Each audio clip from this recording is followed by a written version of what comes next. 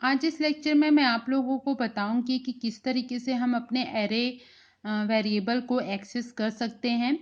मैंने इसके previous video lecture में आप लोगों को बताया है कि हम किस तरीके से एरे को डिफाइन करते हैं, एरे क्या होता है, एरे को किस तरीके से इनिशियलाइज करते हैं।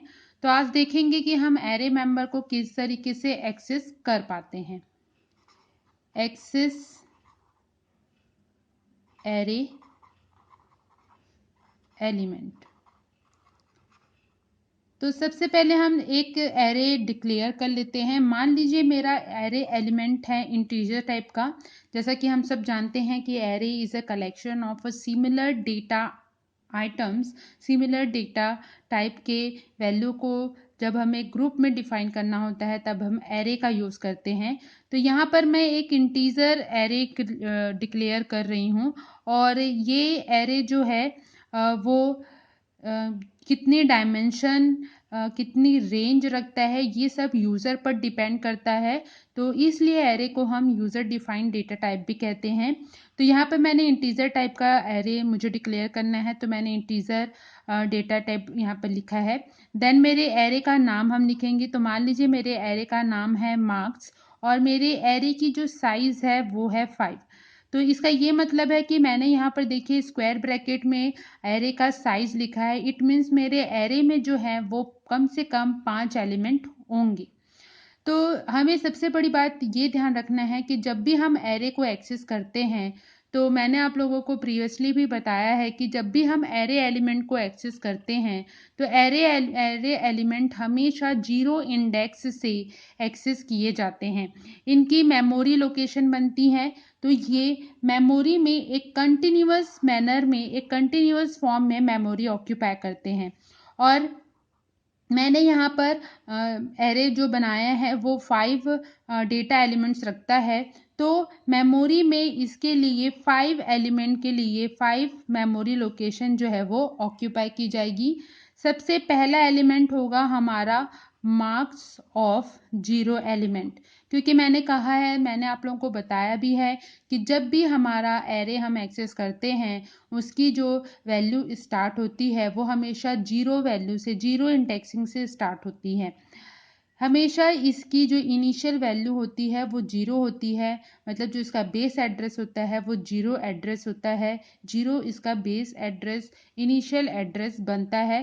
देन उसके बाद हमारा नेक्स्ट, और क्योंकि हमारा जो एरे है वो एक कंटिन्यूअस मेमोरी ऑक्यूपाई करता है, तो जो इसका नेक्स्ट एलिमेंट है जस्ट इसके बाद वो क्या होगा, मेमोरी में एक जगह लेगा और उसे उसकी इंडेक्स वैल्यू दी जाएगी 1। उसके बाद अगेन हमारा जो नेक्स्ट एलिमेंट है वो मेमोरी ऑक्यूपाई करेगा, तो उसको मेमोरी लोकेशन मिलेगी 2। देन हमारा जो नेक्स्ट एलिमेंट है वो मेमोरी ऑक्यूपाई करेगा, तो उसे मेमोरी लोकेशन मिलेगी 3। और नेक्स्ट जो और लास्ट एलिमेंट है हमारा वो हमारा है मार्क्स ऑफ 4। तो देखिए अगर हम इसे काउंट करें तो 0 से लेके 4 तक हमारे टोटल 5 एलिमेंट्स जो हैं उन्होंने मेमोरी में स्पेस बनाया है। लेकिन हम जब इसे एक्सेस कर रहे हैं, इसे एक्सेस करेंगे तो हमेशा हम इन्हें 0 एड्रेस से ही इस एक्सेस करेंगे। ये बहुत ध्यान रखने वाली बात है कि एरे जब भी मेमोरी में एड्रेस ऑक्यूपाई करता है तो उसका जो फर्स्ट मेंबर होता है, जो फर्स्ट डेटा आइटम होता है वो हमेशा 0 इंडेक्स पर ही रखा जाता है। हमेशा इसकी काउंटिंग जो है, इनकी जो एक्सेस करने का जो मैनर होता है वो हमेशा 0 इंडेक्स से स्टार्ट होता है। तो देखिए यहाँ पर भी हमारा जो एरे है वो 0 इंडेक्स से स्टार्ट हुआ है। तो 0, 1, 2, 3 और 4।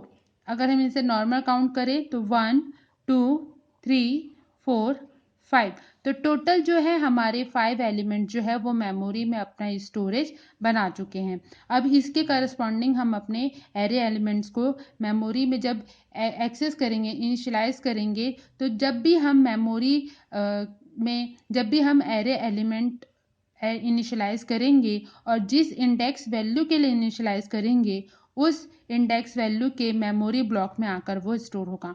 मान लीजिए मैंने मार्क्स ऑफ 0 पर अगर 22 इनिशियलाइज किया है तो यहाँ पर हमारे मेमोरी लोकेशन में जो है वो 20 डेटा जो है, जो 20 डेटा एलिमेंट है हमारा, वो इस इंडेक्स पर आकर स्टोर होगा। और अगर इसी तरीके से मैंने मार्क्स ऑफ 1 इंडेक्स को 15 वैल्यू अगर इनिशियलाइज की है तो यहाँ पर 15 आकर स्टोर होगा। और इसी तरीके से हमारे नेक्स्ट जो एलिमेंट्स हैं उनकी भी वैल्यू हम इसी तरीके से इनिशियलाइज करेंगे। हम एरे को दो तरीके से इनिशियलाइज कर सकते हैं। एक जो है डायरेक्ट हम असाइनमेंट ऑपरेटर का यूज़ करके डायरेक्ट वैल्यू इनिशियलाइज करें, और एक है जो हम फॉर लूप के थ्रू कर सकते हैं। तो फॉर लूप के थ्रू किस तरीके से हम एरे की वैल्यू इनिशियलाइज करते हैं, कैसे एरे एलिमेंट को एरे वेरिएबल को एरे एलिमेंट इनपुट करते हैं, ये मैं आप लोगों को नेक्स्ट लेक्चर में बताऊंगी कि किस तरीके से फॉर लूप का यूज़ करके हम एरे वेरिएबल में डेटा इनपुट कर सकते हैं और किस तरीके से हम एरे वेरिएबल से डेटा आउटपुट ले सकते हैं। तो अभी हम यहाँ पर ये देख रहे हैं कि किस तरीके से हम एरे वेरिएबल को एक्सेस कर सकते हैं। तो जब भी हमें एरे वेरिएबल को एक्सेस करना है तो हमेशा हमें 0 इंडेक्स से ही उन्हें एक्सेस करना है।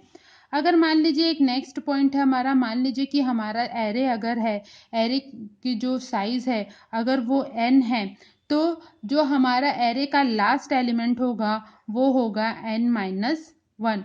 मान लीजिए इस मेरे कहने का मतलब ये है कि अगर हमने अपना एरे इनिशियलाइज किया है, मान लीजिए मैंने एरे कुछ इस तरीके से इनिशियलाइज किया है, इंटीजर मार्क्स ऑफ n, और हमारा जो n है मैंने n को इनिशियलाइज किया हुआ है 5।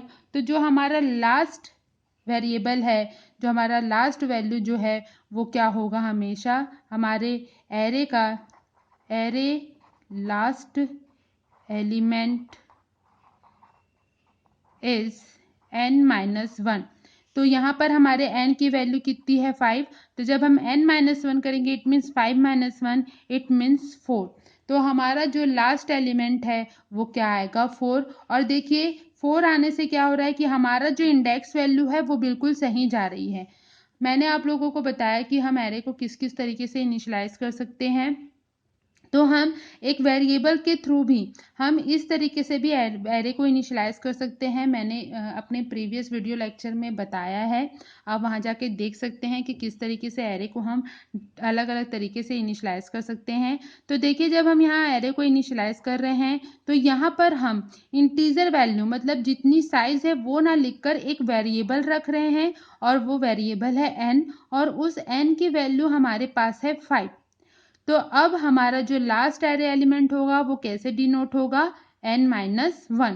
मतलब n से लेकर n-1 तक हमारा जो है वो लास्ट एलिमेंट काउंट होगा।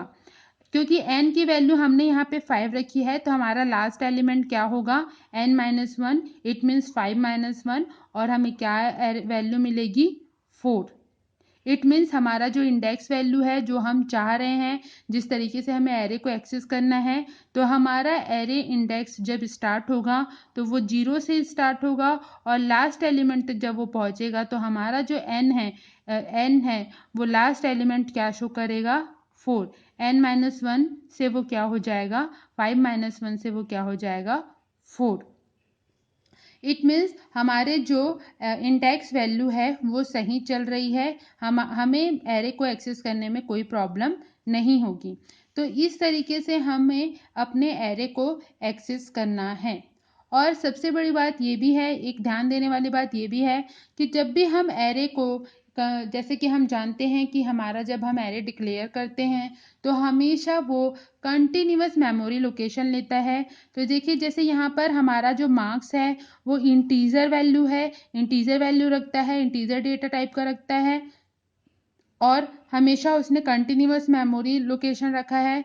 मान लीजिए कि इस एरे का, इस फर्स्ट इंडेक्स वैल्यू का, क्योंकि हमारा एरे जो है वो collection of similar data elements है, तो हमारे पास यहाँ पर 20 जो डेटा वैल्यू है उसके लिए 2 बाइट ऑक्यूपाई की गई है, फिर नेक्स्ट 2 बाइट ऑक्यूपाई की गई है, और फिर अगेन फिर से 2 बाइट ऑक्यूपाई की गई है। इट मीन्स हर एक इंडेक्स के लिए इंटीजर की जो रेंज है, इंटीजर डेटा टाइप की जो रेंज है, उसके अकॉर्डिंगली यहाँ पर मेमोरी जो है ऑक्यूपाई की गई है। तो मान लीजिए कि हमारे 0 इंडेक्स का अगर मेमोरी लोकेशन है 2 1 2 0, तो हमारे नेक्स्ट जो एलिमेंट है 1, हमारा जो नेक्स्ट एरे एलिमेंट है जो कि जिसका इंडेक्स है 1, उसका मेमोरी लोकेशन होगा 2 1 2 4। और फिर अगेन होगा 2 1 2 2। अगर हमारा इंटीजर है तो 2 बाइट ले रहा है, तो यहाँ पर 20 है, तो यहाँ पर होगा 2 1 2 2। और नेक्स्ट होगा हमारा 2 1 2 4। अगेन नेक्स्ट होगा हमारा 2 1 2 6। और फिर नेक्स्ट होगा हमारा 2 1 2 8। तो इस तरीके से हर एक, कहने का मतलब ये है कि जब हम एरे को डिफाइन करते हैं तो हमेशा जो एरे एलिमेंट है, जितने भी एरे एलिमेंट है, जैसे कि यहाँ पर 5 है, तो हर एक एरे एलिमेंट के लिए उतनी मेमोरी लोकेशन, उतनी मेमोरी साइज, जिस डेटा टाइप का वो है, उस मेमोरी साइज का कंटिन्यूअस मेमोरी ब्लॉक जो है वो ऑक्यूपाई किया जाता है।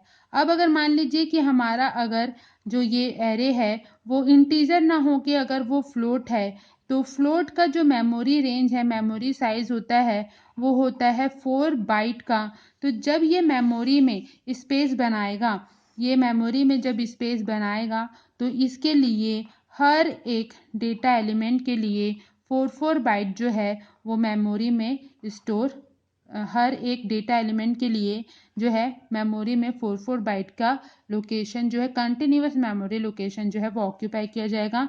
तो ये हमारा अगर मान लीजिए 0 इंडेक्स है, यहाँ पर अगर हमारा वैल्यू है 25.5, तो इस तरीके से लगाएगा क्योंकि ये फ्लोट वेरिएबल है।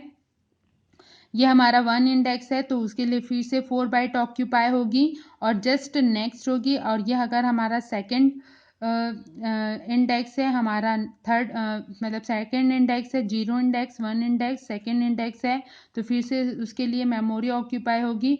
और इसी तरीके से अगर ये हमारा थर्ड इंडेक्स है, तो अगेन फिर, क्योंकि हमारा जो एरे है वो कंटिन्यूअस मेमोरी लोकेशन रखता है, और हम जो एरे का यूज़ है वो ग्रुप ऑफ डेटा एलिमेंट्स को, सिमिलर टाइप के डेटा एलिमेंट्स को एक साथ एक्सेस करने के लिए करते हैं। तो इस तरीके से जो है वो मेमोरी में अपनी जगह बनाता है। अगर वो फ्लोट वेरिएबल है तो 4 बाइट की साइज़ के अकॉर्डिंगली मेमोरी ऑक्यूपाई करेगा, और अगर वो इंटीजर वेरिएबल है तो 2 बाइट के हिसाब से मेमोरी एलोकेशन करेगा। तो हमेशा मेमोरी जो है वो हमारे एरे के डेटा टाइप्स पर, जिस डेटा टाइप का हम अपना एरे डिक्लेयर कर रहे हैं उसके अकॉर्डिंगली ही होता है। तो हमें ये ध्यान रखना है, हमें यहाँ पर ये ध्यान रखना है कि जब भी हमें एरे एलिमेंट को एक्सेस करना है, तो हम एरे को एक्सेस करने के लिए एरे जो है हमेशा जो उसका फर्स्ट इंडेक्स वैल्यू होती है वो 0 से स्टार्ट होती है। हम उसे जब भी एक्सेस करेंगे तो हमें 0 इंडेक्स से वैल्यू को एक्सेस करना है। Okay, thank you student.